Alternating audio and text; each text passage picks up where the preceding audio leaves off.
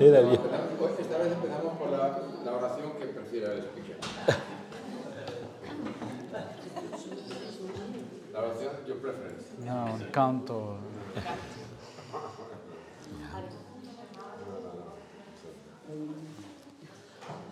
La tiniebla ya no es tiniebla, ante ti la noche tiene luz como el día. La tiniebla ya no es tiniebla, ante ti la noche tiene luz como el día.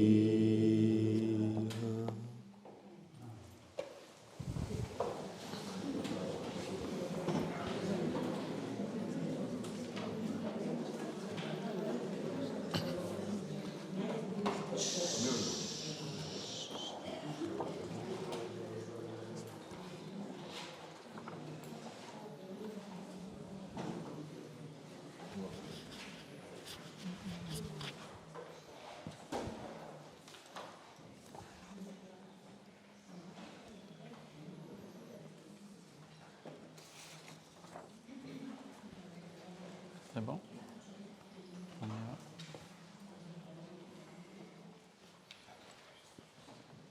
Alors, je vous ai promis d'approfondir la correspondance de l'Évangile avec la synagogue. Os he prometido profundizar la correspondencia del Evangelio con las lecturas de la sinagoga Et de vous apporter des preuves de correspondance y aportaros lexicale. pruebas de esa correspondencia. Et donc, je vais vous proposer un florilège. Le voy a proponer un florilegio, antología, collar. Je vais commencer par un évangile important Va a comenzar por un evangelio importante pour l'analyse globale de la correspondance du Saint-Évangile avec le calendrier synagogal. para el análisis global de la correspondencia entre el Evangelio, entre el Santo Evangelio y el calendario sinagogal.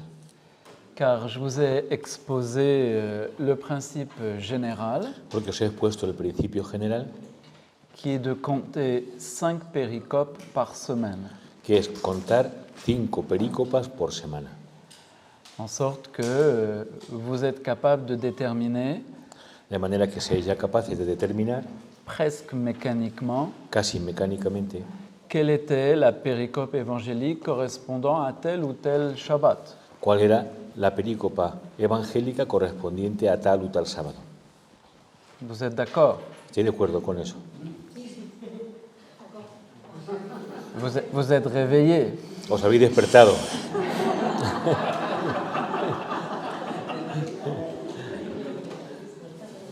Si c'est dur pour moi, alors qu'est-ce que c'est pour moi? Pour vous, que c'est pour moi? Que es tan duro para vosotros como para el expositor y el traductor.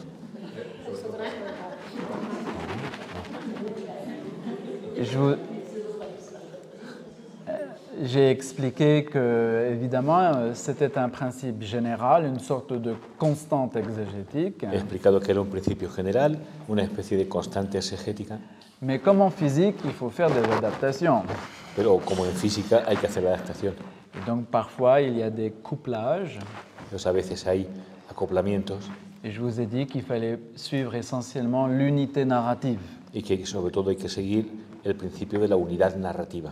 Et il me semble qu'on n'a pas le droit d'aller au-delà de ce principe. No tenemos derecho de ir más allá de este principio. On ne peut pas fragmenter la récitation ni la continuité calendaire. No se puede fragmentar la continuación, la recitación ni el calendario litúrgico. Si, je refuse la fragmentation au niveau oral et au niveau écrit, c'est ça que je veux dire. Así que rechaza la fragmentación tanto a nivel oral como a nivel escrito.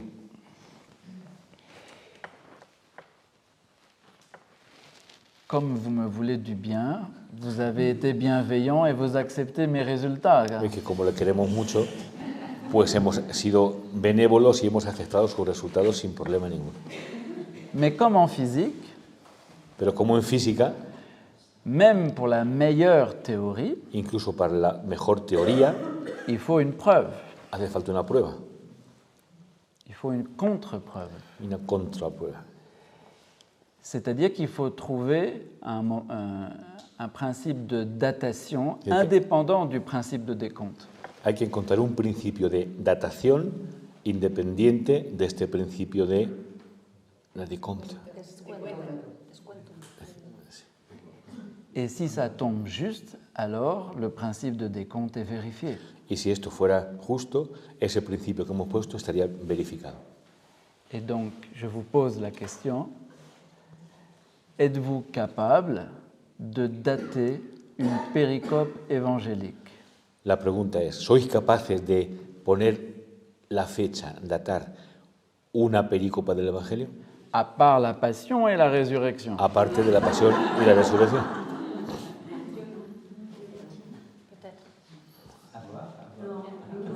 Vous ne savez pas. Vosotros no lo sabéis. Pero lo sabremos dentro de breves. Dans... Immédiatement.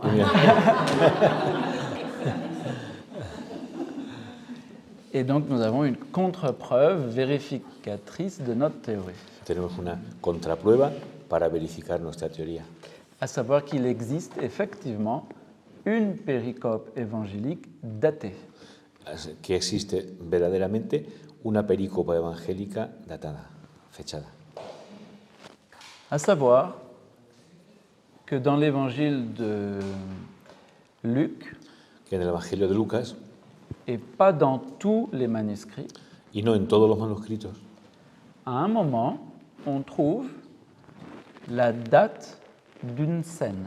en un momento se encuentra la fecha de una escena. Et cette scène, c'est celle des épis arrachés. Y es la fecha de la escena de las espigas arrancadas. C'est notre unique exemple. Es nuestro único ejemplo. Donc je suis obligé de vous en parler. Y por eso estoy obligado de decirlo. Et pardonnez-moi si vous m'avez déjà entendu sur le sujet. Y perdóname si ya me habéis escuchado hablar de esto. No. Dans certains manuscrits de Luc, En algunos manuscritos de Lucas il est dit que la scène des épis arrachés a eu lieu à un sabbat se dice que la escena de las espigas arrancadas ha tenido lugar un sábado, qui s'appelle Deutéroprotos. que se llama Deuteroprotos. Deuteroprotos, Qu'est-ce que donc Deuterosprotos? segundo primero. Deuterosprotos. Ça veut dire le deuxième sabbat du premier mois. El segundo sábado del primer mes. ¿Está claro? Bien que la synagogue de tradition babylonienne A pesar de que la sinagoga de tradición babilónica commence l'année au mois de Tishri comme les Babyloniens, comienza el año litúrgico en el mes de Tishri como los babilonios, néanmoins, les Juifs restent attachés au calendrier antique de Moïse, sin embargo, los judíos están todavía muy apegados al antiguo calendario de Moisés, lequel commençait au mois de Nissan. que comenzaba en Nisan. Il faut savoir que toute l'Antiquité possédait plusieurs débuts d'année. Hay que saber que en toda la antigüedad se poseían diversos comienzos de año. Et donc le premier Tishri et le premier Nissan sont des débuts d'année. Entonces, primero de Tishri o primero de Nisan son comienzos de año. Dans le Talmud, il y a près de 4 En el Talmud Nouvel An. hay 4 fiestas de Año Nuevo. C'est-à-dire qu'il y a 4 façons de compter l'année. Hay, por tanto, 4 formas de contar el año. c'est-à-dire 4 calendriers successifs, concomitants. 4 calendarios concomitantes. En réalité, le premier Tishri et le premier Nissan sont en parfait parallèle astronomique. Tanto ese primero Tisri y primero de Nisan están en paralelo astronómico. Et la fête du Nouvel An à Tishri Y la fiesta del nuevo año en Tisri avait pour pendant la fête du Nouvel An de Nissan. estaba en correspondencia con la fiesta del nuevo año de Nisan. C'est-à-dire que la fête de Pâques juive La fiesta de Pascua judía est en réalité une fête de Nouvel An de toute l'Antiquité. es en realidad la fiesta del año nuevo de toda la antigüedad. Alors, La fiesta de Pascua en Nisan, en toda la antigüedad, era la fiesta del comienzo del año. je m'arrête là, sinon je peux vous en parler pendant 2 heures. Que se para porque si no podría todavía sacar 2 horas de esto. Donc, les sabbats sont comptés à partir du premier Nissan et non pas du premier Tishri. Entonces, en este caso, si el primer año, la fiesta de primero de año es Nisan, se cuentan los sábados a partir de Nisan. C'était le calendrier de Moïse Y es el calendario de Moisés et de tout l'Orient. y de todo el Oriente. Mais le calendrier babylonien aussi était celui de tout l'Orient. Pero también el de Babilonia se practicaba en todo el Oriente. C'est-à-dire que tout l'Orient au moins célébrait 2 Nouvel An, au premier Nissan et au premier Tishri. Autrement dit, le Shabbat Deutéroprotos, Entonces, este sábado de Deuteroprotos c'est le premier sabbat du 2e mois. es el primer sábado del mes segundo. Et donc du mois de mai. Mayo. Je me suis peut-être trompé. Gracias, se ha equivocado. Pourquoi? C'est sûr que je me suis trompé. Pourquoi le 2e sabbat du 1er mois, c'est Pâques, Ah, sí. 14 Nissan. Que el segundo sábado del... A ver, el segundo sábado del primer mes de Nisan es cae en Pascua. Entonces, antes se ha equivocado y ahora lo ha dicho correctamente. Eso. En todo el día una equivocación. Todo el día Segundo sábado C'est le 2e mois, 1er sabbat. Primer sábado del segundo mes. Donc Deutéroprotos veut dire 2e mois, 1er sabbat. Deutero significa 2, Protos significa 1. Segundo mes, primer sábado.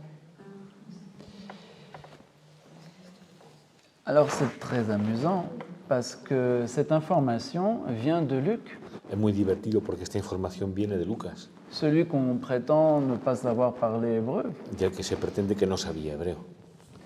celui qui soi-disant a écrit un évangile pour des Grecs. Porque según se dice que ha escrito un evangelio para los griegos. Alors comment se fait-il qu'il soit si expert en calendrier juif? Entonces, ¿cómo es que es tan experto en un calendario judío? Et la question qui se pose, c'est pourquoi donc la scène des épis arrachés a lieu au premier sabbat du 2e mois? La cuestión que se plantea es eso, ¿por qué ese episodio de las espigas arrancadas tiene lugar ese día? Claro. Eh bien, la raison, ça tient à ce que Jésus enseigne en parole et en acte en fonction du calendrier liturgique synagogal. La razón es que Jesús enseña tanto en palabras como en actos y en gestos en correspondencia con lo que se celebra en ese momento en la sinagoga. de façon générale, les évangélistes vont noter tous les cas uniques dans la Bible. De modo general, los evangelistas van a anotar todos los casos únicos en esto, sí. Parce qu'on ne se souvient que des cas uniques. Ah, sí, porque solamente uno se acuerda de lo que son casos únicos. Entonces eso se nota siempre en el... Soit il va s'agir d'un passage de la Bible unique, O bien porque se trata de un pasaje único de la Biblia, soit il va s'agir d'un mot unique. o de una palabra única. En termes exégétiques, on appelle ça un apax. Eso es un apax. Eh bien, dans la Torah, vous n'avez qu'un seul passage En la Torá hay solo un pasaje où il est question d'épis arrachés. donde se habla de espigas arrancadas, en toda la Torá. Et c'est précisément au Shabbat, le premier du deuxième mois. Y es precisamente en el sábado primero del segundo mes.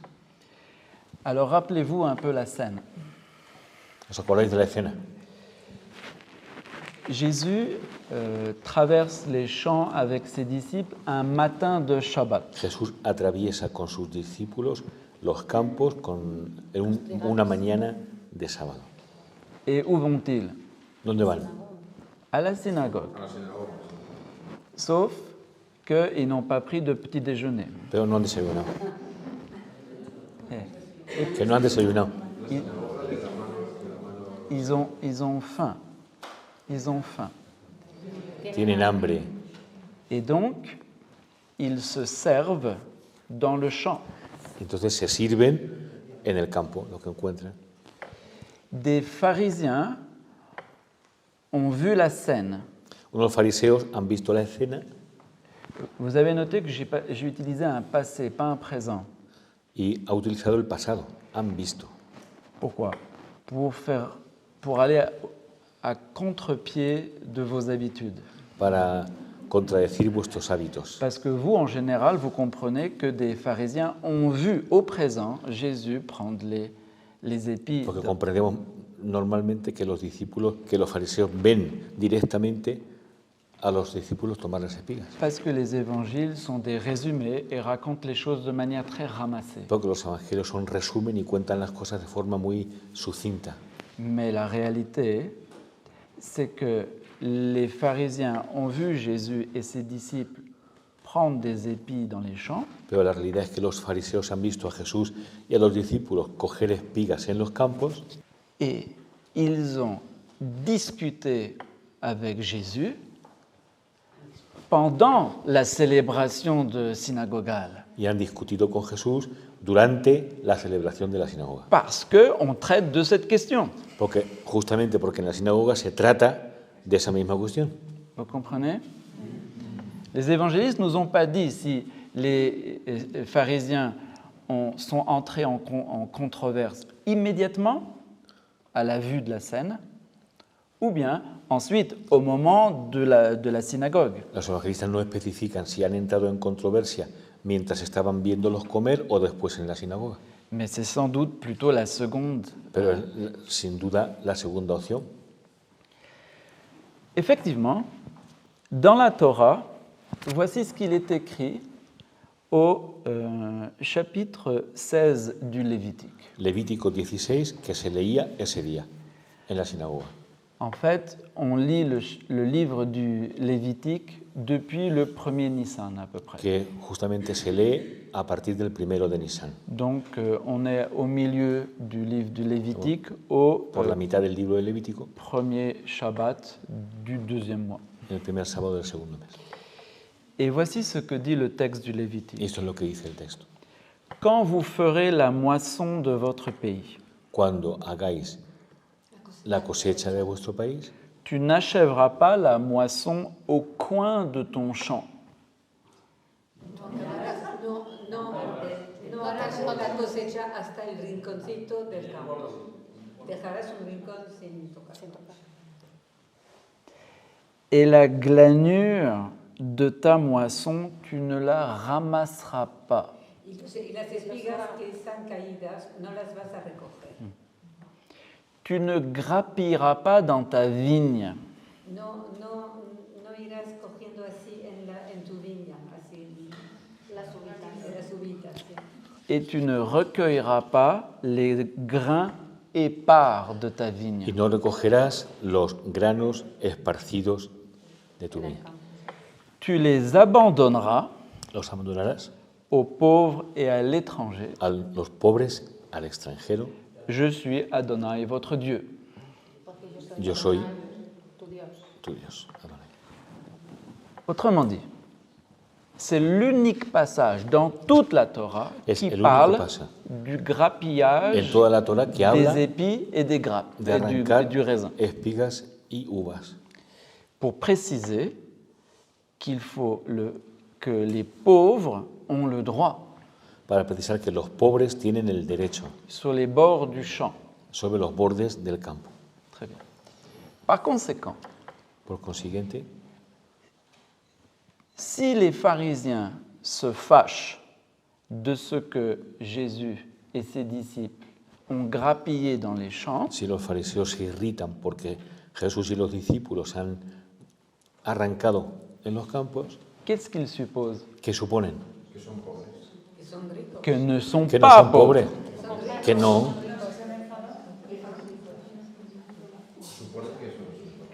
Que no son. Et pourquoi ils supposent que Jésus et ses disciples ne sont pas pauvres? ¿Por qué suponen que Jesús y sus discípulos no son pobres?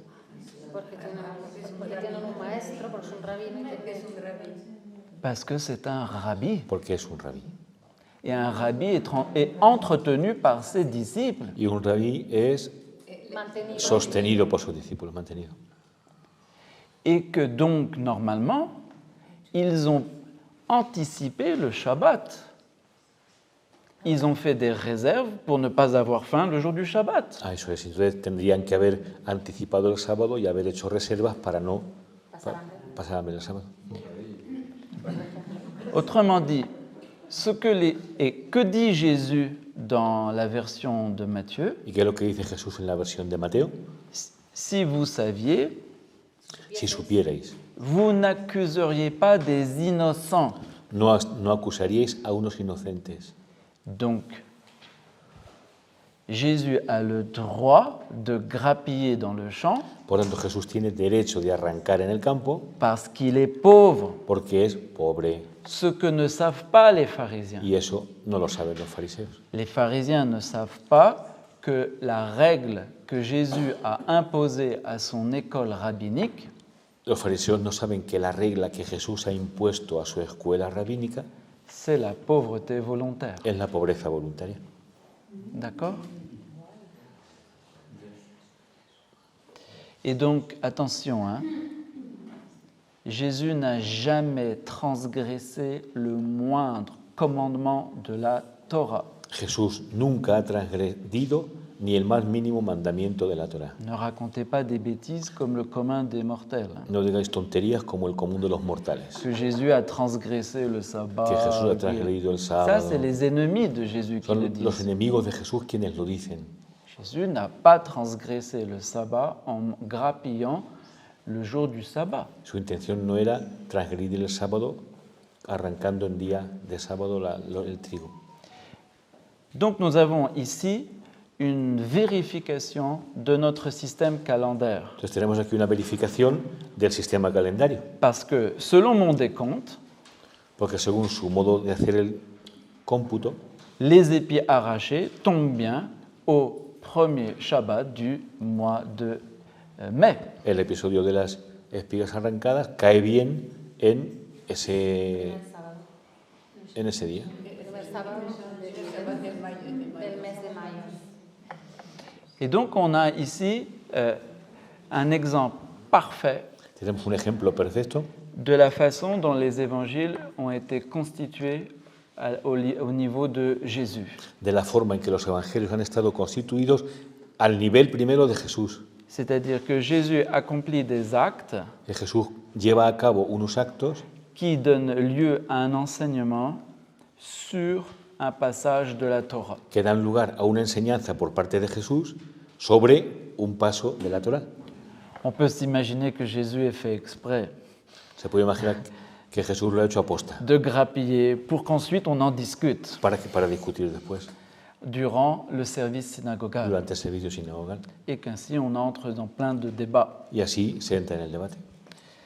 Donc on a une parfaite intelligence ici du contexte synagogal en amont. O tenemos aquí un perfecto ejemplo del contexto sinagogal antes de la escritura del Evangelio. Et maintenant, on va voir ce qu'a fait Matthieu, Y ahora vemos que ha hecho Mateo, comment il organise le contexte synagogal en aval. y cómo organiza ahora la relación de ese episodio de Jesús con lo que se lee en la sinagoga, pero ya después, para la liturgia. Selon donc mon système, Según su sistema, au mois de mai, en el mes de mayo on se trouve vers la fin du livre de la Genèse. estamos en la sinagoga al final del libro del Génesis.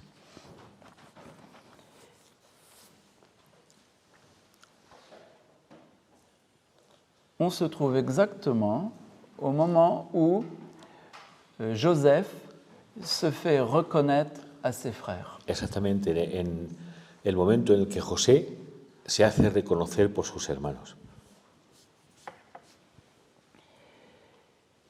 Quand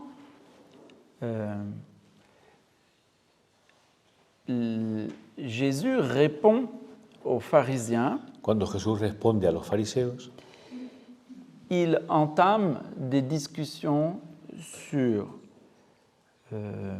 la profanation du Shabbat, abre una discusión sobre la profanación del sábado, sur sa prétention à être plus grand que le temple sobre su pretensión de ser más grande que el templo et qu'il est le Fils de l'homme. y que Él es el Hijo del Hombre. Or, le mot pour dire profaner, Pero la palabra para decir profanar dans le texte donc syriaque en el texto siríaco et de façon générale, y de forma general c'est un mot que vous connaissez. es una palabra que conocéis. C'est la parole halal. Halal. Mais en arabe, halal, c'est le contraire de profaner. Parce qu'en fait, ça veut dire que c'est intouchable. En árabe halal C'est significa sacré. lo contrario, que es algo sagrado, Et donc, intocable, c'est une antiphrase. una antifrase. C'est-à-dire que hol, c'est impur, Hol es impuro, enfin, c'est plutôt profane, plutôt qu'impur. Mais en même temps, déclarer quelque chose de hol, ça veut dire intouchable, ça devient sacré. C'est des- al declarar algo intocable, se convierte en sagrado. Et donc, Jésus dit, vous ne savez pas que les prêtres, le Shabbat, le profanent, le Shabbat, ¿Y no sabéis que los sacerdotes en el sábado profanan el sábado? Es lo que le dice a los fariseos. ¿No sabéis que los sacerdotes en el sábado profanan el sábado? parce qu'ils travaillent, ils font plein de choses, d'accord, en ce sens-là. Et donc, en araméen, il dit exactement, vous ne savez pas qu'ils profanent mchalin shabta. Donc, il utilise la racine halal, d'accord? Que No sabéis. en el siríaco Jesús dice para profanar con esa raíz halal. Halal.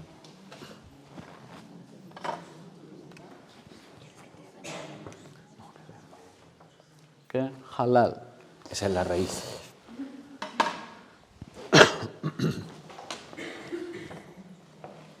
Je vous ai dit que la scène qui correspond dans le lectionnaire de Matthieu, c'est l'acte par lequel Joseph se fait reconnaître à ses frères. Que que en el Evangelio de Mateo la escena que corresponde después en la lectura es la escena en la que José se deja reconocer por sus hermanos. Mais avant de se faire reconnaître, Pero antes de dejarse reconocer, il les accuse d'être des espions. los acusa de ser espías. Et les frères, alors, font des démarches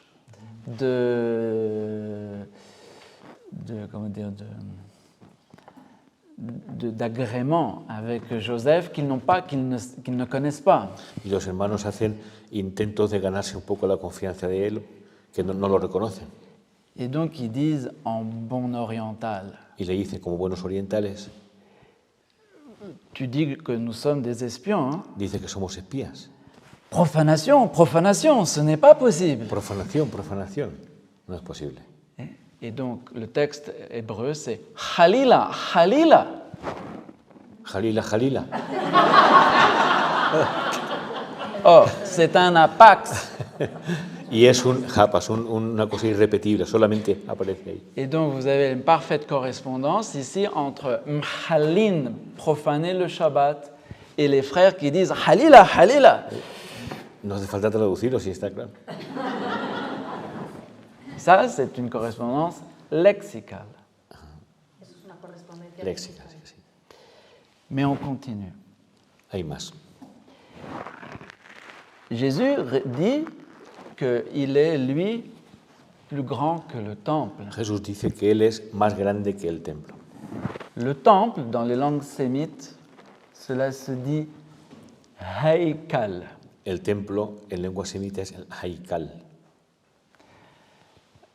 Haikal n'est pas un mot sémite, Pero que no es una palabra semítica, c'est un mot sumérien, sino sumerio.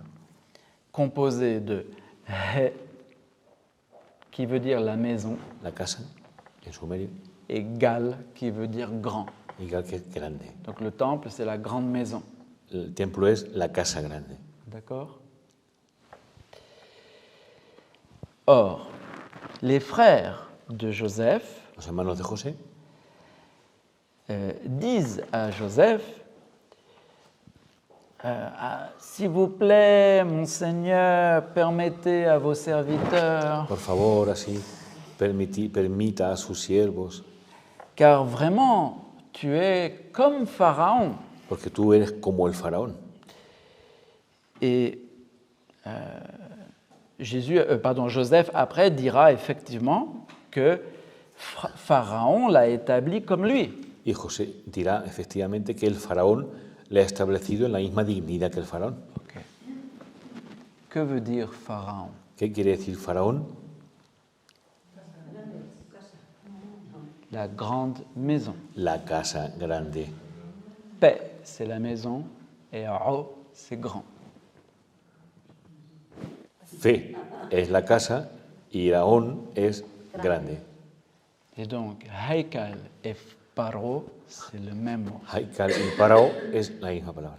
Donc vous avez deuxième correspondance lexicale Segunda sur le correspondencia même texte. en el mismo texto.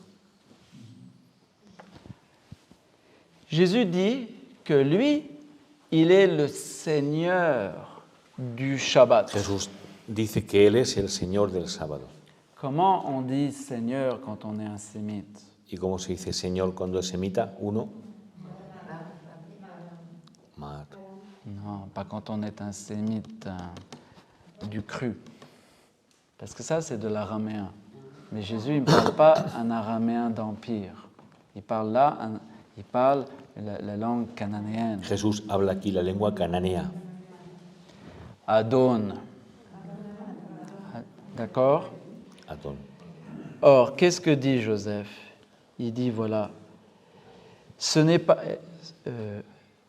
ce n'est pas vous qui avez fait ce que vous avez fait. Pour les excuser, il dit, ce n'est pas vous qui m'avez envoyé. José dice, no sois vosotros los que me habéis enviado, Mais c'est Dieu qui m'a envoyé pour votre salut. sino que es Dios que me ha enviado para vuestra salvación.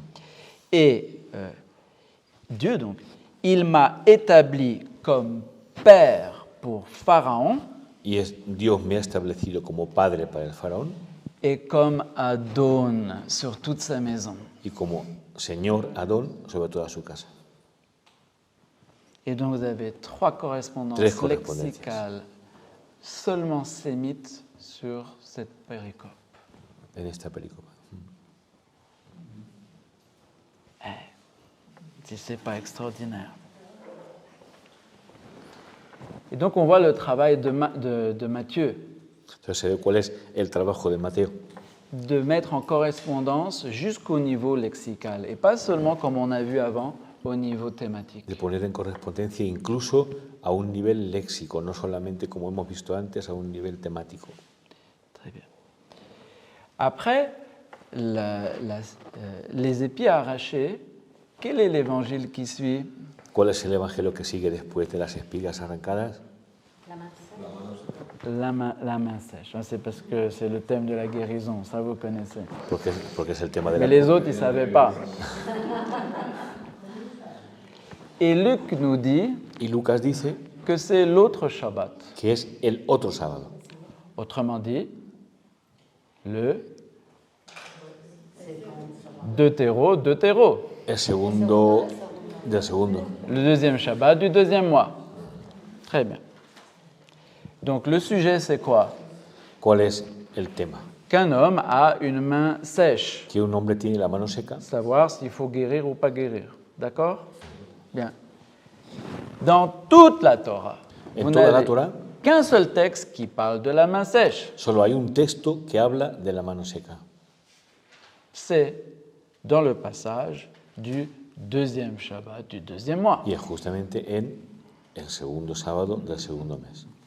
Parce que dans le Lévitique, après les questions sociales, Porque en el Levítico, después de las cuestiones sociales, dans lesquelles entrait la question du grappillage, en la que entraba la cuestión de arrancar o no el trigo, on traite aussi des questions sacerdotales. se trata también de cuestiones sacerdotales. Donc cette fois-ci, on est au Lévitique 21. Estamos en Levítico 21, Et une des clauses, donc le problème de la scène, c'est que l'homme a la main sèche, el problema de la escena es que el hombre tiene la mano seca et donc d'une certaine façon, il est exclu de la y de communion cierta forma está avec excluido Dieu, de la comunión con Dios, du vrai culte. del culto verdadero. Il y a un rapport d'exclusion à cause de cette main. Hay una relación de exclusión por causa de esa mano seca. Or, au Lévitique 21, Pero en este capítulo 21 de Levítico, qui donc devait être le deuxième Shabbat du deuxième mois, Dieu, dans ce passage, établit les conditions pour être prêtre. justamente en ese pasaje Dios establece las condiciones para ser sacerdote. Et une des conditions Y una de las condiciones qui interdit d'être prêtre, que prohíben ser sacerdote c'est d'avoir es une tener main la sèche. mano seca. Donc le texte dit « Nul de tes descendants, à quelque génération que ce soit, El texto dice, ninguno de tus descendientes en cualquier generación que sea ne s'approchera pour approcher le pain de Dieu se acercará para ofrecer el pan de Dios s'il a une tare. si tiene una tara. Car mancha. aucun homme ne doit s'approcher s'il a une tare. Porque ningún hombre debe acercarse si tiene una tara. Et alors, on précise la tare. Y precisa cuál es. Un homme qui a le pied cassé C'est-à-dire- ou la main cassée. Tiene el pie roto o la mano rota. Or, du point de vue de Jésus, Desde el punto de vista de Jesús, je ne vais pas le faire maintenant, mais la guérison de l'homme à la main sèche la curación del hombre de la mano seca est en réalité une restauration de la dignité sacerdotale du peuple de Dieu. es en realidad una restauración de la dignidad sacerdotal del pueblo de Dios. Il y aurait plein de choses à vous Habría muchas l'expliquer. cosas para mostrar. D'accord, donc de nouveau, on a trouvé le contexte en amont. Pero de nuevo hemos encontrado el contexto anterior, o sea, cuando sucede eso, cuando Jesús hace eso. Au Deutéro-Proto, on parlait de grappillage. Porque en el Deutero primero se hablaba de arrancar las espigas Et donc, on a la scène des épis y arrachés. tenemos la escena de las espigas arrancadas, Et au Shabbat suivant, le Deutéro, Deuteros, y el on sábado parle siguiente de se la, habla de la main cassée. Et donc vous avez la scène de la main sèche. Maintenant, voyons ce que fait Matthieu. ¿Y En ahora qué Rabat, hace Mateo? ¿Dónde lo coloca? donc on a déjà vu qu'il avait réussi à obtenir 3 correspondances lexicales, Había obtenido 3 correspondencias léxicas, Halila, Paro et Adon. Et maintenant, au cours de la conversation entre Jésus et les pharisiens, en el curso de la conversación entre Jesús y los fariseos, Jésus dit, bon, et lorsque vous avez une brebis qui tombe dans une fosse, tenéis una oveja que se cae que en la faites-vous? fosa y ¿qué hacéis? Vous la tirez. Très bien.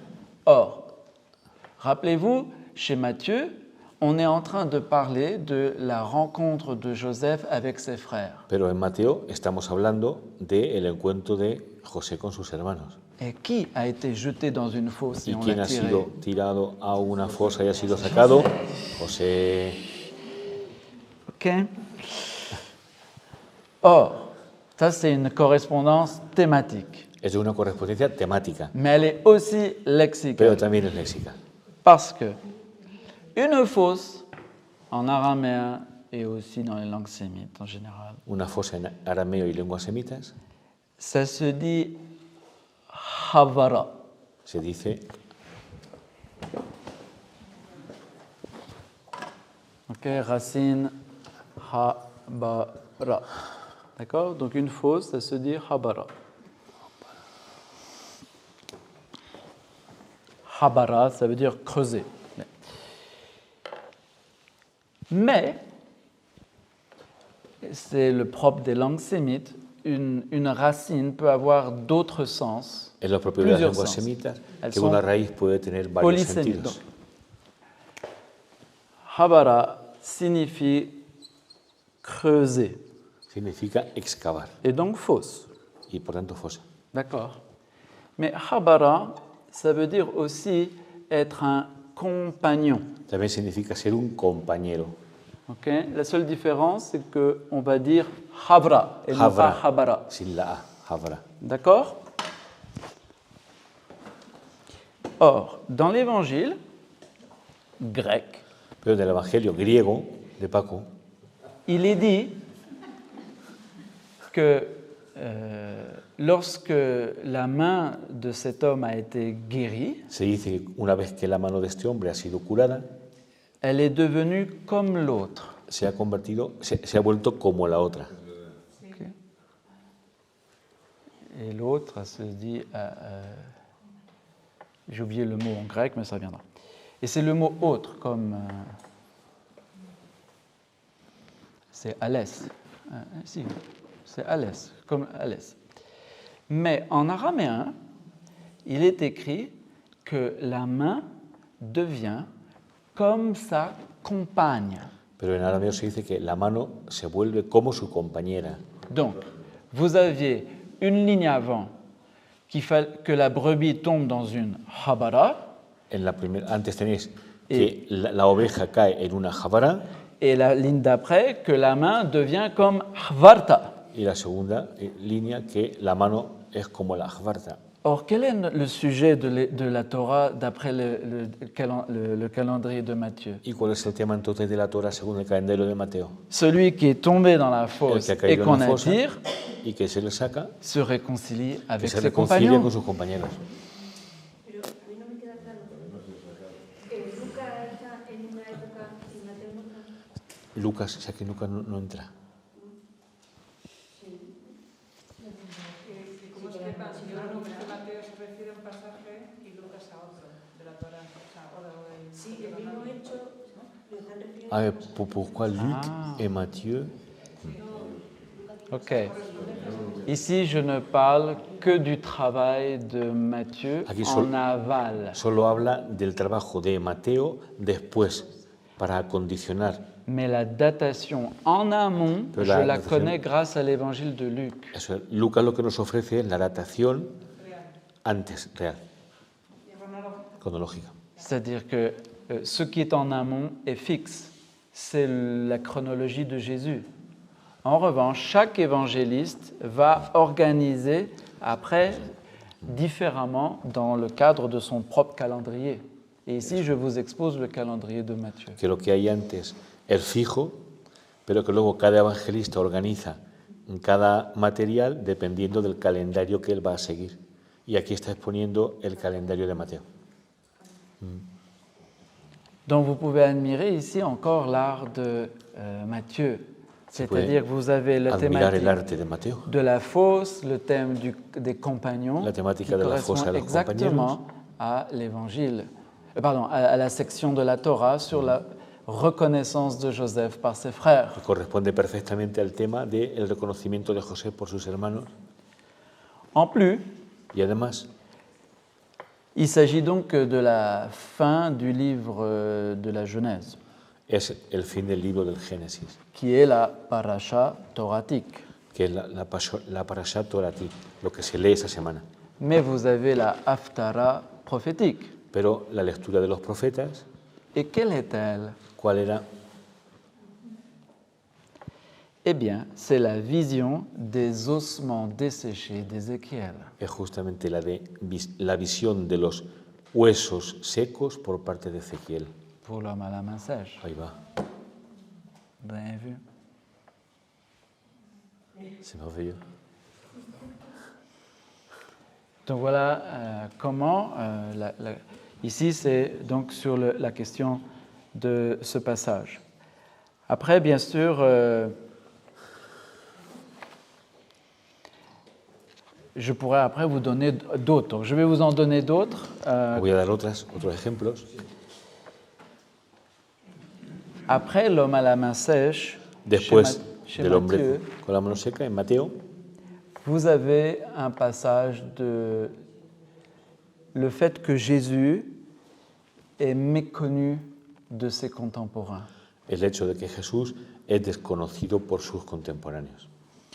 Et à ce moment-là, Matthieu cite la prophétie d'Ésaïe. Y en este momento Mateo cita la profecía de Isaías: Voici mon serviteur en qui je me suis complu, He aquí mi siervo en el que me he complacido, mon bien-aimé que désire mon âme. mi amado en el que me he deseado. Je mettrai mon esprit sur lui Pondré mi espíritu sobre él et il proclamera le jugement aux nations. y proclamará el juicio a las naciones, Il ne querellera pas, y no discutirá il ne criera point, y no gritará, et aucun homme n'entendra sa voix au marché. y nadie escuchará su voz en el mercado. Donc il parle de l'effusion de l'esprit. Habla de la efusión del espíritu, Or, nous sommes dans la même semaine. pero estamos en la misma semana. Et par conséquent, c'est en parallèle avec le texte d'Ézéchiel, parce que Y está también l'envoi de l'esprit sur en les paralelo ossements con lo que se desséchés. lee del profeta, que es el envío del espíritu sobre los huesos secos. Vous connaissez le passage, j'imagine. Peut-être pas trop, mais il est fortement pneumatique. Que es un pasaje neumatológico. L'esprit vient, souffle des quatre directions, El prend les espíritu chairs, sopla desde los cuatro renouvelle les ossements. Renueva los huesos secos. Donc on voit très bien comment, ici, Matthieu réalise eh bien, la correspondance. Y se ve muy bien cómo Mateo coloca eso en la correspondencia. Très bien. Alors, pour continuer sur des jeux lexicaux de Matthieu, après ça, vous avez donc toute une série qui concerne les Belzéboul, le blasphème contre l'esprit, Una serie que concierne a Belcebú, la blasfemia contra el espíritu, et puis le signe, y enfin, después los signos, et le fait que la famille de Jésus veut que Jésus vienne les voir, mais Jésus ne va pas les voir. y el hecho de que la familia de Jesús quiere verle, pero Jesús no quiere verlos. Bien.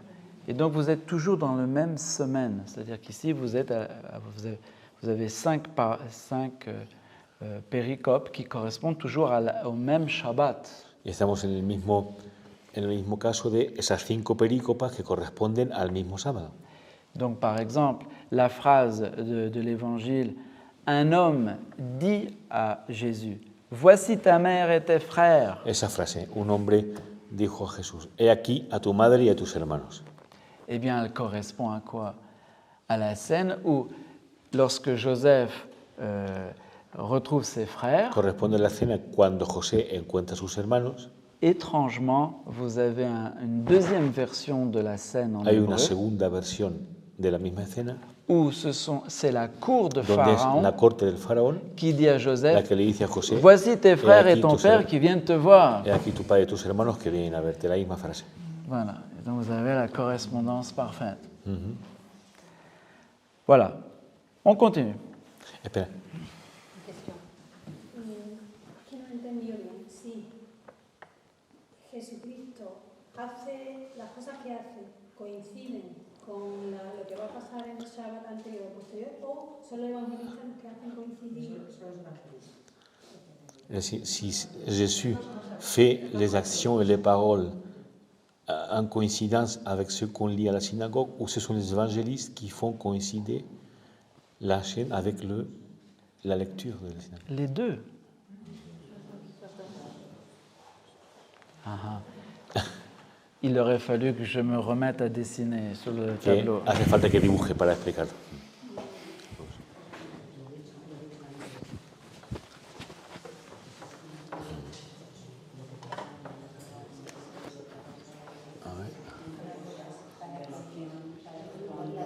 Ici, vous avez le Matteo. texte de Matthieu. Vous pouvez déterminer quels sont Podéis determinar les passages cuáles son los pasajes de la synagogue de la sinagoga à l'époque de Jésus. en la época de Jesús. Ici, on a déterminé que c'était, par exemple, donc vous aviez épis arrachés, Espigas arrancadas, vous aviez mains sèches, mano seca, tuc, tuc, tuc, tuc, tuc, tuc. Vous aviez les frères de hermanos. Jésus. Frères de Jésus. D'accord? Et on a montré que les épis arrachés sont le deutéro 1. La main sèche est deutéro 2. D'accord? Par ailleurs, Matthieu, lui, il n'est pas à 2, 1, 2, 2. Il est dans un autre décompte qui correspond chez lui à la finale de la Genèse. Et donc, esto es como pasó. Pero Mateo Ici, lo on pone est en relación con las lecturas del final del Génesis. ici, on est en Lévitique au mois de mai, Aquí estamos en Levítico en el mes de mayo, cuando pasó. alors que chez Matthieu, on est en Genèse, Mientras que Mateo lo pone en relación con Génesis, qui correspond ici au mois de janvier. que es en el mes de enero. D'accord? Et donc ici, il y a toutes ces accroches thématiques et lexicales que je vous explique. D'ailleurs, Matthieu ne couvre jamais le mois de mai, Que Mateo nunca llega al mes de mayo, parce que Matthieu va de Tishri à Nissan, porque va de octubre a abril, à April. a Pascua. Y en los collares sí que estarían. ¿Quién sería primero, los collares o los leccionarios? Qu'est-ce que c'est d'abord les colliers ou les lectionnaires? Ah. Vous n'arrivez plus à me comprendre, d'accord. Parce que j'ai voulu faire plus simple. Que lo quería haber hecho más simple, Ok. pero vosotros sois muy complejos. D'accord. Non, mais c'est bien. Exigentes. Vous m'obligez à faire ce que j'aurais dû faire. Y es que le estés obligando a hacer lo que habría debido hacer. Ok. Ici, effectivement, ici, nous sommes donc à... ici, je ne me trompe pas. Hein. Ok. Ici, on est à... Hop, ça c'est le collier. Este es el collar. Este es el collar. Et là, vous êtes à la 5e, ici vous êtes à la 4e, et avant vous êtes à la 3e, et avant vous êtes à la 2 et à la 1er. D'accord? Et de fait, donc je peux remonter Et se puede sans seguir. problème. Donc si vous voulez connaître ce qu'il y avait avant, à la 3e, on remonte tout le Lévitique. Ici, en réalité, on est à 2.1 et 2.2. Et pour des raisons ici narratives, on est obligé de considérer que 1, 2, 3 appartiennent toutes au premier Shabbat du mois de mai. Hay que considerar que las tres perícopas de arriba corresponden todas a esta misma fecha de 2. Pour des raisons narratives, Por razones c'est-à-dire narrativas, para que no cortar. les événements se succèdent. Quels sont les événements? ¿Qué acontecimientos son esos? Ok. Donc, je ne peux pas écrire au-dessus, mais on va faire en tout petit. Hop, 1 et 2. 1 et 2. Et puis, chez Matthieu, vous avez une sous-perle qui est intégrée. Una pequeña perla integrada. Deux prix. Donc ici, vous avez le paralytique El paralítico de Capharnaüm. de Cafarnaum. D'accord? C'est-à-dire que ça suit quelque chose de chronologique, ce n'est pas seulement thématique et relié. Ici, vous êtes dans le pur chronologique. Vous êtes dans Ahí. les événements de Jésus. Là. Puramente cronológicos, son los acontecimientos de Jesús. D'accord? Le 3 tourne autour de la question du jeûne. Del ayuno. El C'est tercero le es el ayuno. jeûne. Et avant, vous avez la scène de la... que je ne me trompe pas, entre la vraie perle et la commensalité. La comensalidad. Commensalité. Et là, vous avez une sous-perle ici qui est l'appel de Matthieu, l'appel de Lévi. La llamada de Mateo, de Leví. L'appel de Lévi-Matthieu n'appartient pas à ça. Que no pertenece a esto, es otra cosa. Parce que cette série-là, c'est une série qu'on appelle une série de controverses. Esta es una serie de controversias. L'appel de Lévi n'a rien à voir avec la controverse. Claro. Non, là, il n'y a pas de Matthieu. Donc, l'appel de Matthieu intègre cette perle parce que chronologiquement, ça s'est passé comme ça. Il a fait le miracle du paralytique de Capharnaüm. Ha hecho el milagro del paralítico de Cafarnaum. Il a rencontré Matthieu sur le bord du Mateo. chemin. Le bord Il del a camino. été invité par Matthieu à manger avec lui et les autres publicains. Ha sido invitado a comer con él y los otros publicanos. Et donc, ici, il y a une première controverse. Hay una primera controversia. Est-ce que Jésus a le droit de pardonner les péchés? Si Jesús tiene derecho a perdonar los pecados. Deuxième controverse, est-ce Segunda. que Jésus a le droit de manger avec les publicains? Tiene derecho a comer con los publicanos. Troisième controverse, Tercero. pourquoi donc Jésus et ses disciples ne jeûnent pas? Porque no ayunan. Quatrième controverse, pourquoi donc Jésus et ses disciples ont grappillé dans le champ? Cinquième controverse, pourquoi donc Jésus guérit un homme à la main sèche un jour de Shabbat? Donc ça, c'est une série, donc c'est un quinquennaire. Una serie de 5. Ça, c'est un quinquennaire de controverses. Donc ça, c'est de l'ordre des colliers. Donc ça, c'est la mémoire en collier. Mais cette mémoire en collier, elle correspond aussi à une chronologie Pero esa memoria en collares corresponde a una cronología qui s'est étendue sur 2 Shabbats. que Le se extendía premier, en dos semanas, dos le sábados. premier et le deuxième du mois de mai. En el primero y el segundo del mes de mayo tuvieron lugar las 5 escenas. D'accord. Vous me comprenez mieux maintenant? Et bon, pour vous convaincre, moi je ne voulais pas faire ça, mais j'aurais dû. Eh bien, les correspondances en amont sont pareilles. Pourquoi? Parce que, donc, on a dit c'est le Lévitique, on était au Lévitique 16, n'est-ce pas? Las correspondencias son iguales. Lévitique 16, 20, d'accord? Bien. Eh bien, le début du Lévitique 16, de quoi parle-t-on? ¿De qué habla el principio de Levítico 16? Eh bien, on parle de...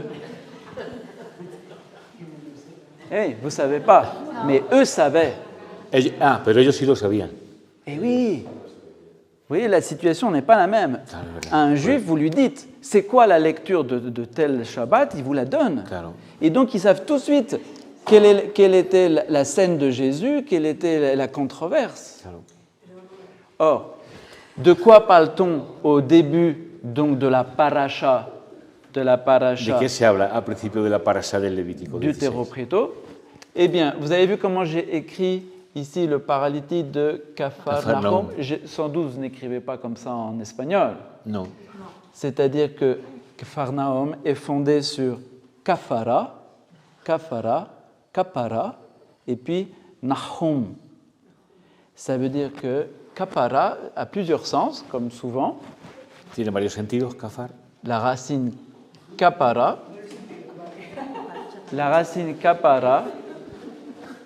est la racine qui sert pour dire Kippour. Ah, es la raíz de Kippur. Et le chapitre 16 commence par les préceptes du Yom Kippour. Los preceptos de Yom Kippur. Et qu'est-ce que fait Jésus? Il pardonne les péchés. Y perdona los pecados. Donc lui-même en train de réaliser la paracha du Yom Kippour. La parasha que se lee ese día, él la realiza. D'accord? Es el día del gran perdón. Y él realiza lo que se lee en la sinagoga, él lo realiza. Ensuite, donc vient la sous-perle, la toute petite perle de l'appel de Lévi. La pequeña perla del Maire. D'accord? Donc pourquoi Matthieu dit Lévi? ¿Por qué Mateo dice Leví? Mais parce que on est dans le livre des Lévitiques Justamente. et qu'après le Yom Kippour, on parle des Lévites. Y porque en esa perla se habla, en esa parasha se habla de los levitas. En el libro del Levítico de los levitas. Levíticos. On dit quelles sont les conditions d'être lévite et comment on purifie les lévites. Bien. Après, vous avez une scène de commensalité. La escena de la comensalidad. Pourquoi? Parce que dans le livre du Lévitique, qu'est-ce qui vient après? Vous êtes là au chapitre... Los levitas es el libro de los sacerdotes. On était à 16, on doit être à 18, quelque chose comme ça. Eh bien, on parle de tous les interdits alimentaires. De todas las prohibiciones alimentarias. Voilà, donc c'est normal que l'on parle de la Y commensalité. por eso se habla, Jesús realiza la comensalidad, Et puis, on parle ici du jeûne, el ayuno. du diurno. Ici, il ne faut pas se référer à la Torah, il faut se référer aux fêtes juives. Il faut connaître aussi un De peu aquí les fêtes habría juives. que referirse también a las fiestas judías. Il faut savoir que le 6, 7, 10 mai De mayo, esos días, sont 3 jours de jeûne. son 3 días de ayuno.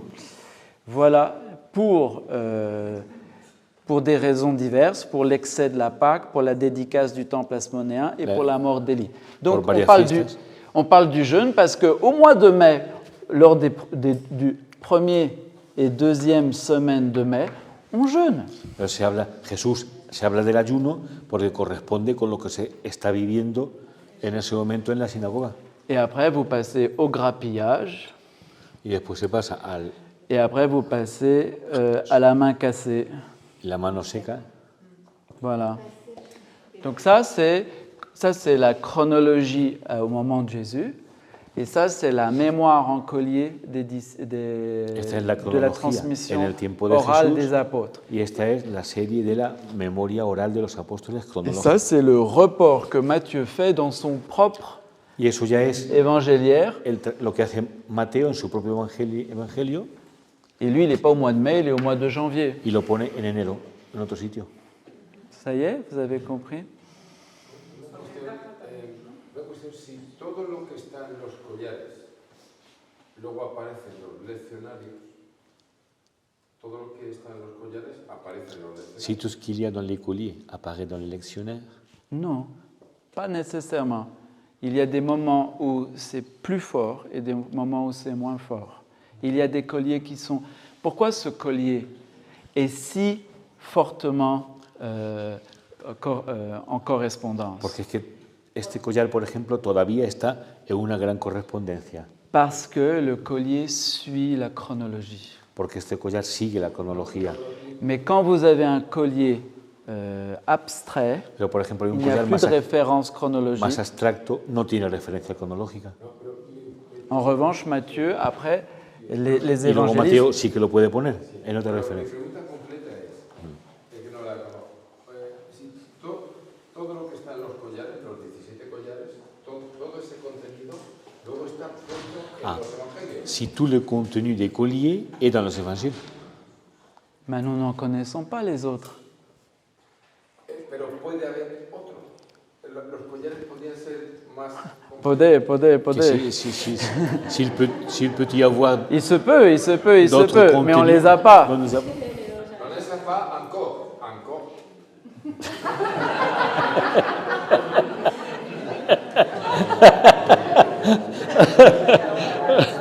Il veut les fabriquer.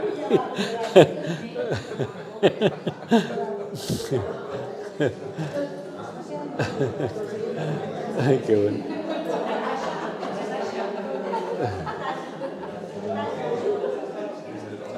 Esto es precioso, ¿eh? Esto es precioso. Alors, Ni el judaísmo está nada claro, pero... Claro.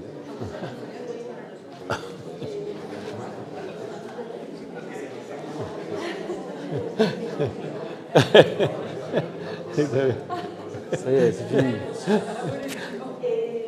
La lectura del sábado, A ver, la correspondencia que estaba haciendo en la lectura del sábado, no quiere decir que todo eso hecho se lo haga Jesús en un día. No, puede haber toda la semana. Non entiendo niente.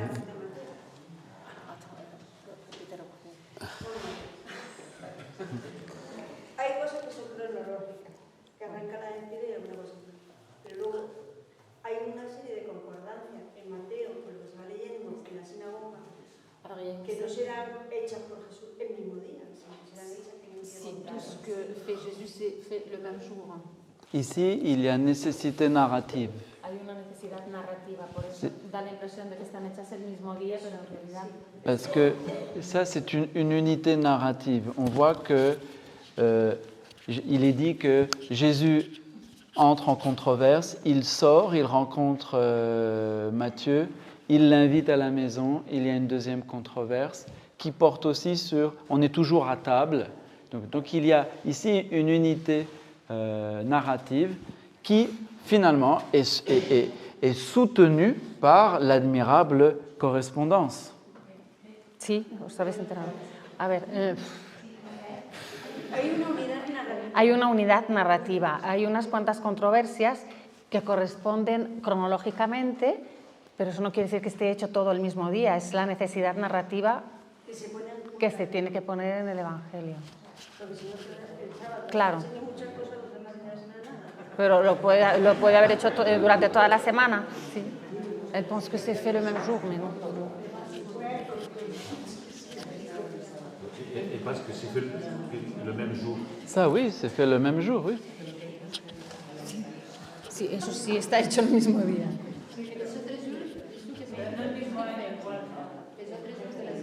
On ne sait pas.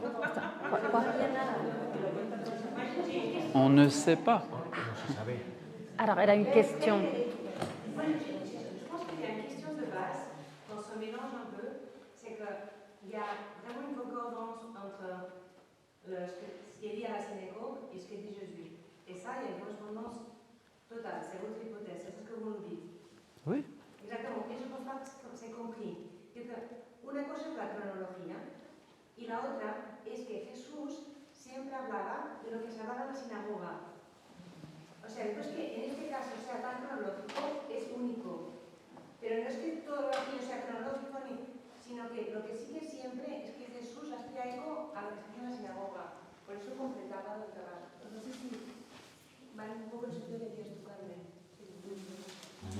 Lo que está diciendo también el padre Federic, creo, lo que dice, ¿no? Que Jesús viene a cumplir la ley. Entonces, la ley está escrita, se celebra cada semana en la sinagoga y él interpreta cada sábado. Y él interpreta la ley o bien con una palabra o con un milagro en cada sábado. Él da la plenitud. Y eso es lo que se transmite como evangelio, plenitud de la Torá. Y por eso lo que Jesús hace siempre está respondiendo a la Torá para darle cumplimiento, porque Él es la clave de la Torá. Durante toda la semana se está hablando. Otros días de la semana.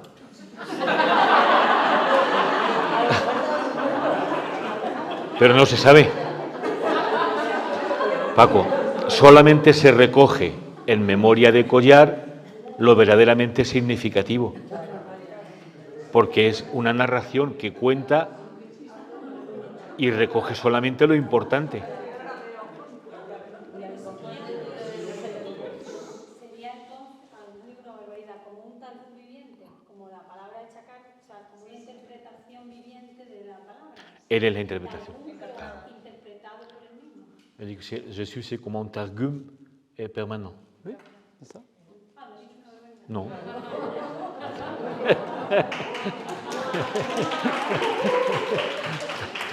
Oui, oui. Oui. Je continue. Oui. Et vous êtes fatigué. Alors, moi, je voulais descendre, mais je vois que vous m'avez obligé à remonter. Alors, je vais vous exposer. Y ahora os voy a exponer Je vais vous exposer des merveilles chez Matthieu. C'est-à-dire, si on remonte. otras maravillas en Mateo. En Matteo. Donc, la péricope du paralytique de Capharnaüm, La pericopa del paralítico de Cafarnaúm, du point de vue de Jésus, c'est l'application, c'est la correspondance ou la réalisation du texte desde el punto de vista de Jesús, synagogal de en la Yom Kippur. realización del texto sinagogal del perdón.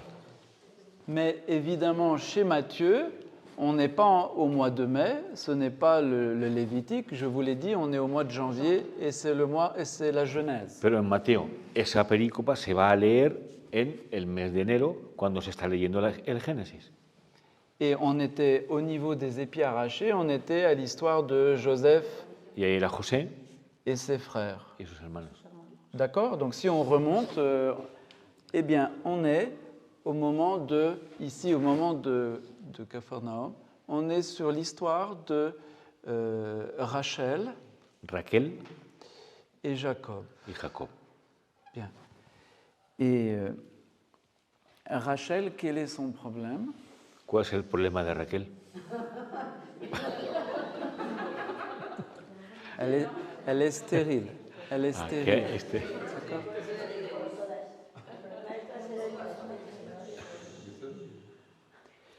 Et pour une mentalité antique, si elle est stérile, elle est dans le péché. Y para una Elle est mentalidad antigua réprouvée de Dieu. es porque está en el pecado, es un pecado. Et qu'est-ce que va faire Dieu avec Rachel? ¿Qué va a hacer Dios con Raquel? Il va lui donner un enfant. Le va a dar un hijo. Et donc, qu'est-ce que dit Rachel? ¿Qué dice? Elle dit exactement ce que dit Élisabeth. Lo que dice Isabel. J'ai enfanté un fils et Dieu a enlevé ma honte. C'est exactement ce que fait Jésus. Il enlève le péché, He tenido un hijo y Dios ha levantado mi vergüenza. Es lo que hace Jesús. n'est-ce pas? Donc on a ici le thème de la levée du péché. Levé. Exactement en correspondance. Sí. Rappelez-vous, quel est le problème? Si Jésus enlève le péché, quel est le problème?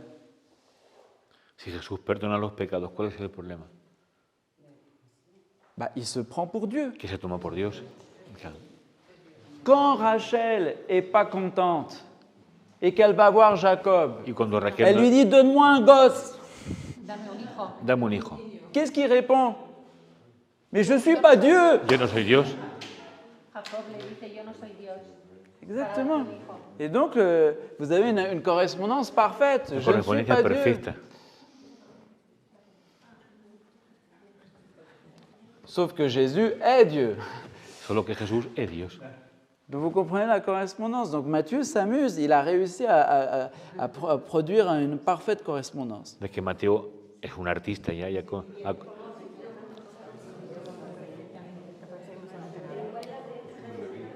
Dans... Raquel es estéril, no puede tener hijos.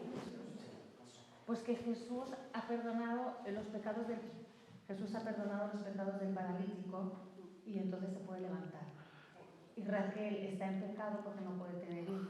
Y va a quejarse a Jacob y le dice, dame un hijo. Dice, yo no soy Dios. Y la diferencia es que Jesús sí que es Dios.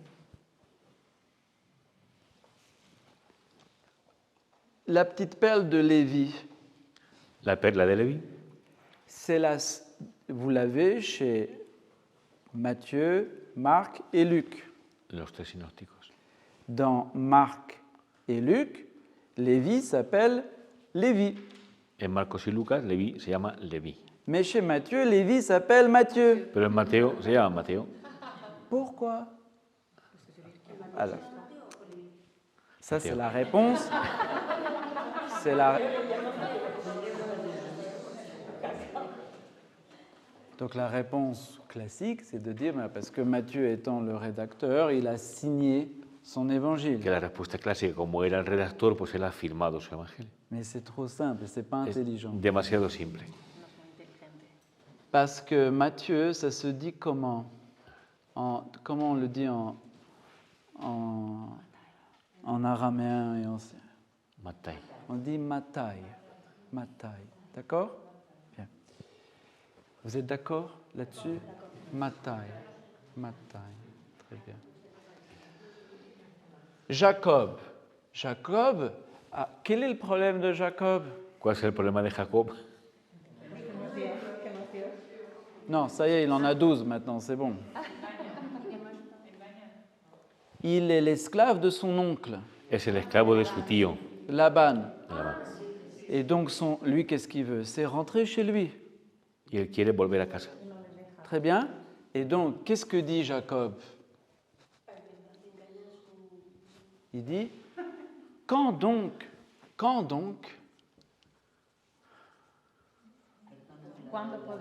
rentrerai-je? ¿Cuándo podré volver a casa? Quand donc rentrerai-je? Donc la phrase exacte, c'est quand donc œuvrerai-je moi aussi pour ma maison? ¿Cuándo obraré para mi casa?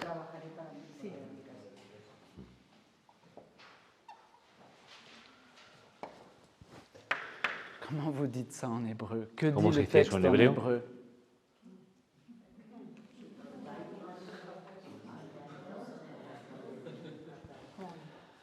Matai, aisto le beiter. Matai. Matai, Matai, igual. c'est quand donc? Igual. ¿Cuándo pues? Matai. Matai. Voilà.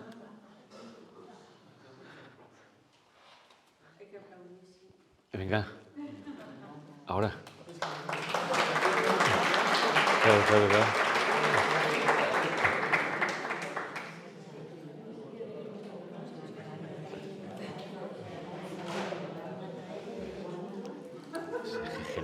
Genial. C'est génial.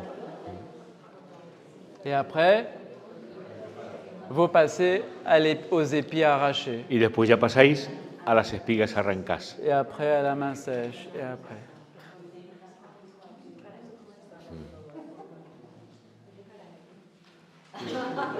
Je continue ou j'arrête?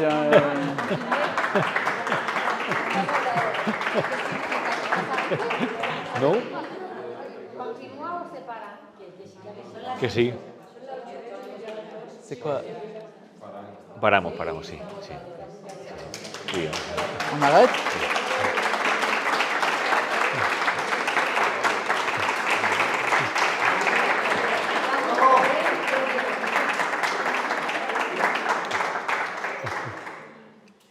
Qué maravilla. C'est fini, toi? Sí, yo... Gracias.